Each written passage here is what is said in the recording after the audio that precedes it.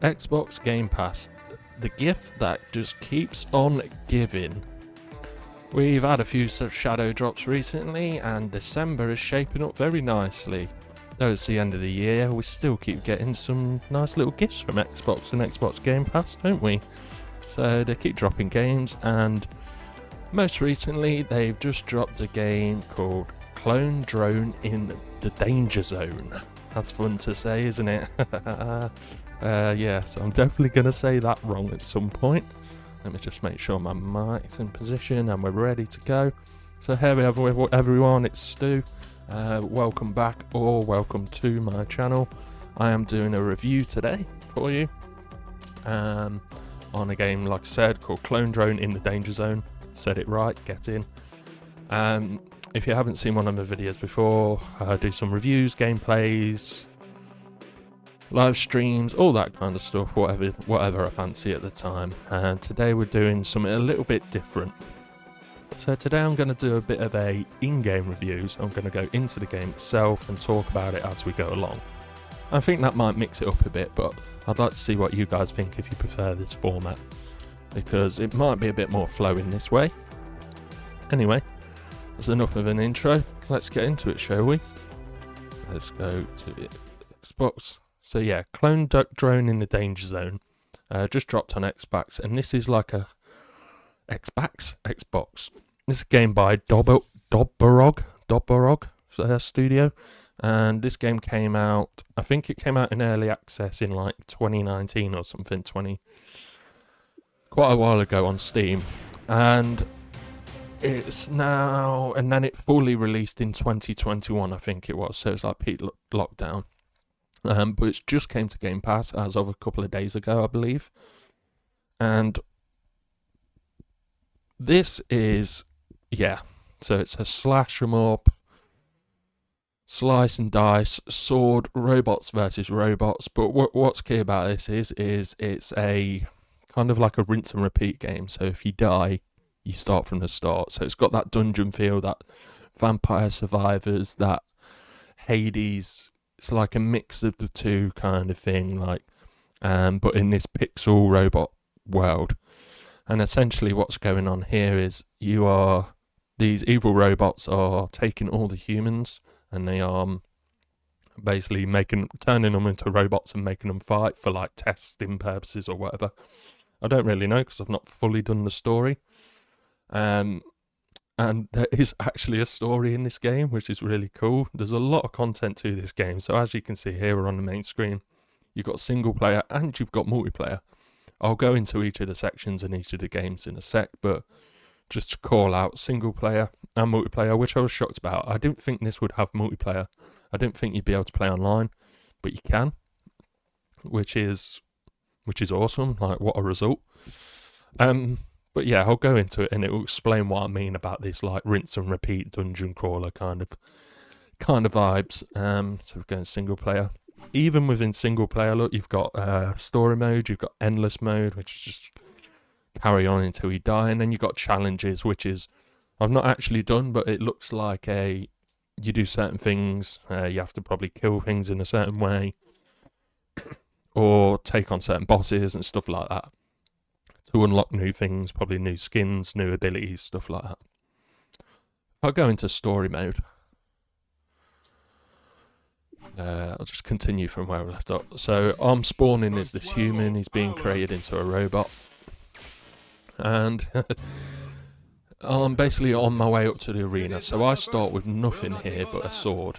And I can slash right, slash left, slash straight, jump, dodge. Whoa, nearly died. I'll try not to die.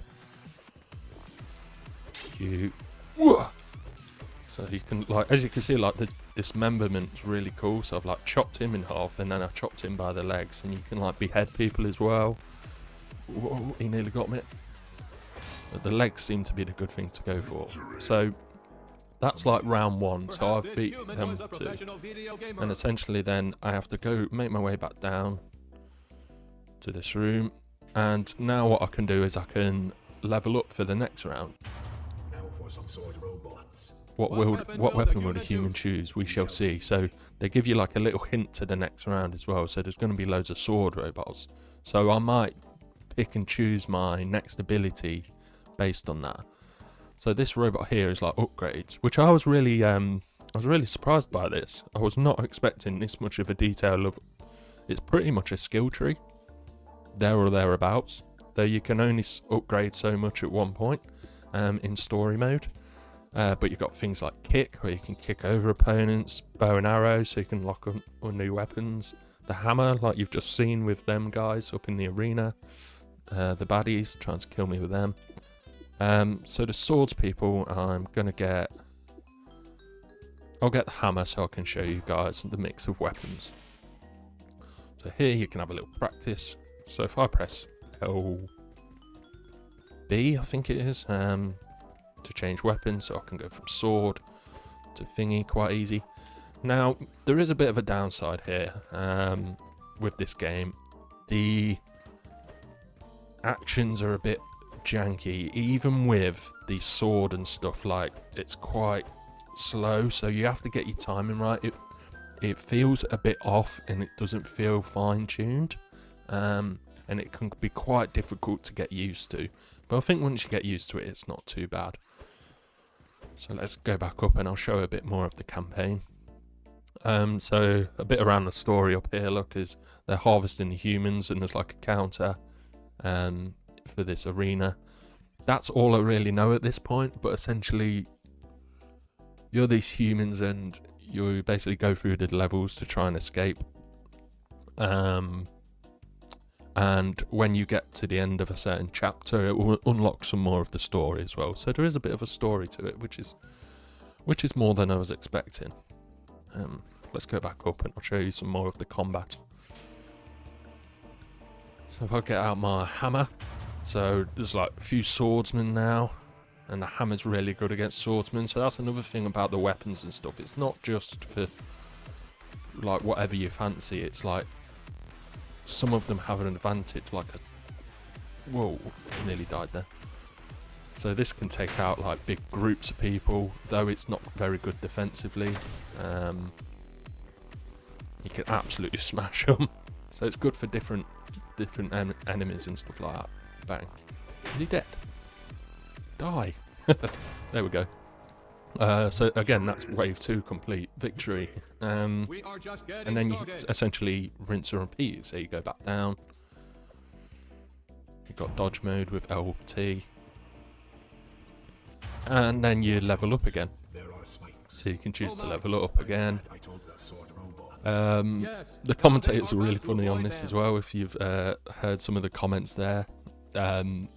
Some of them are really funny that they say it's got that nice writing to it, and that fun abilities and stuff like that. It's really funny, some of the stuff they say. So this time I'm gonna, I don't know, I'll unlock the kick. So now I can kick people as well. So yeah, and you can do that in multiple directions, which is a little bit janky as well. Now you can change some of the controller settings, but it doesn't really help, I find. So that's like one of the negatives about it. But it doesn't completely ruin the game. It's not to the point where it's not playable or fun. So now look, you've got some guys with arrows who are going to try and shoot me, but with the sword, I think I can deflect some of that. I'm probably going to die. No. Still alive. Chop you. Right, that's them out of the way. Now I can deal with these guys. So if I rush up to them, chop you in half. Dismember. Job done.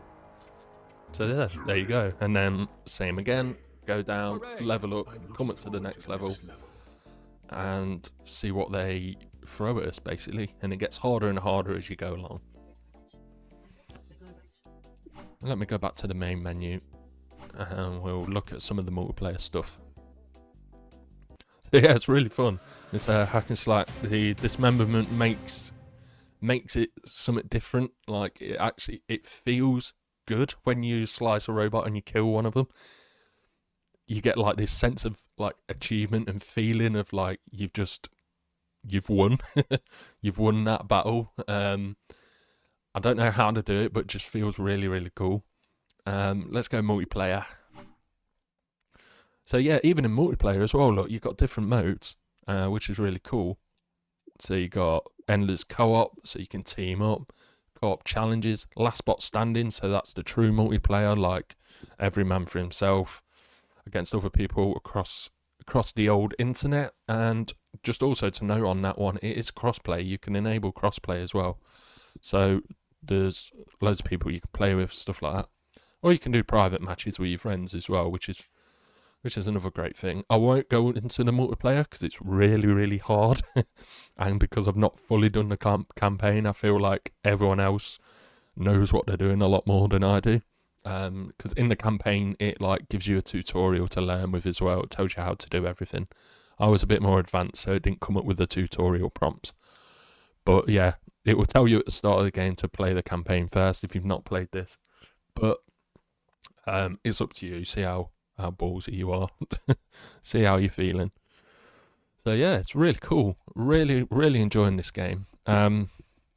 So what I normally do are my reviews, though this has been a bit different with the in-game. I'll usually go through some good, some bad, some tips, and we'll give it an overall score. So the good, I think I've covered quite well. It's really, really fun. At the end of the day, that is what it's all about. It's really, really fun. The dismemberment mechanics and the amount of content in this game as well is really awesome. Some of the bad, so it does feel a bit off, actually. Like, it doesn't feel that smooth to play with. I guess you're a robot, so is it meant to be like that? I don't know. I just think it's just some of the mechanics are a bit weird. And though it is a dungeon crawler, it can be annoying that if you die, you have to start again. So progress can be a bit slow, but it's that type of game. You've got to be willing to sign up for that, like you are with Vampire Survivors and Hades and things like that I mentioned before. You've got to be willing to die and start again. Is there any other bad? I can't really call out much bad other stuff, to be honest. What it tries to do, it does really well. And again, just the content is great for this style of game. Even if you don't get on Game Pass, I think this game's quite cheap as well. It's like 15 quid or something like that. So yeah, some tips. Follow the tutorial. Definitely follow the tutorial. Practice in the safety bit first, and get used to the janky mechanics before you go into it, and especially before you go into multiplayer. And any other tips on this, really? I don't think so. I think it's just a jump in and learn for yourself. You'll die a few times, but you'll learn from your mistakes, and that's what it's all about, ain't it? So there's not many tips on this one.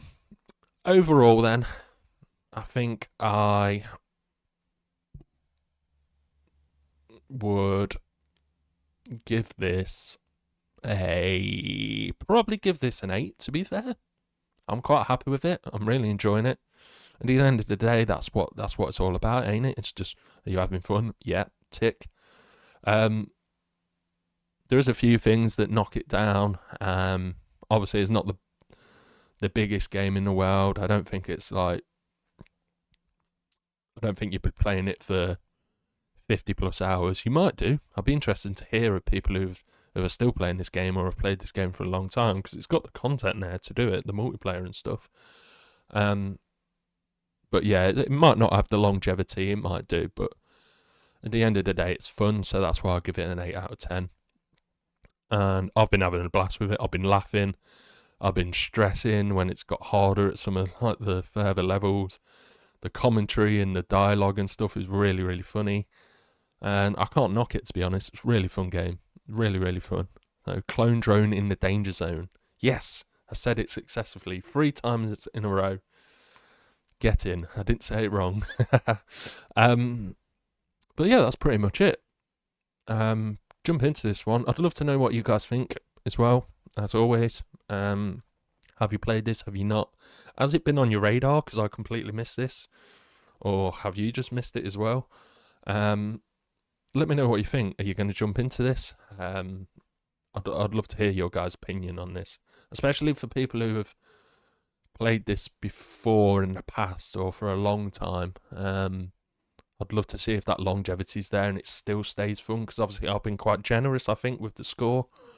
So would people still agree even after, like, you put like 30 hours into it or something, if you can? Would you still give it that same kind of score? So, yeah, I think that's it. Nice and short one.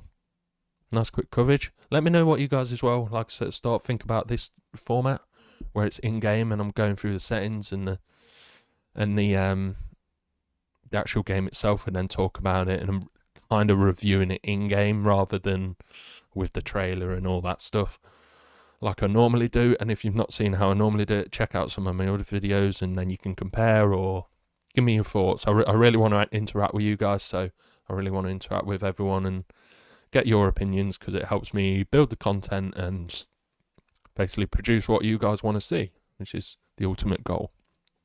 One thing I'll say before I go is you might notice here we've got achievements, in-game achievements, loads of achievements. It's just another thing to add on the positives of this game. So for people who love that kind of stuff, you'll be happy. You'll be very happy with that.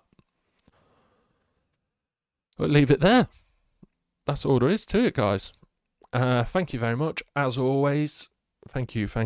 If you hit that like button, hit that subscribe button, and check out, like I said before, some of my other reviews and gameplays, and let me know what you think.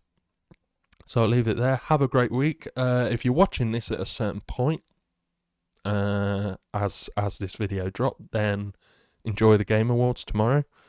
Hope that works out fun. I hope we get some nice new announcements on there. Fortunately, I won't be able to cover that because I'm busy, but either way, let's have fun. Let's have a great week. And we're getting close to Christmas now, so I guess I'll say Merry Christmas to you all, if you celebrate it. If not, then just have a great week. And I'll see you guys soon. Bye for now.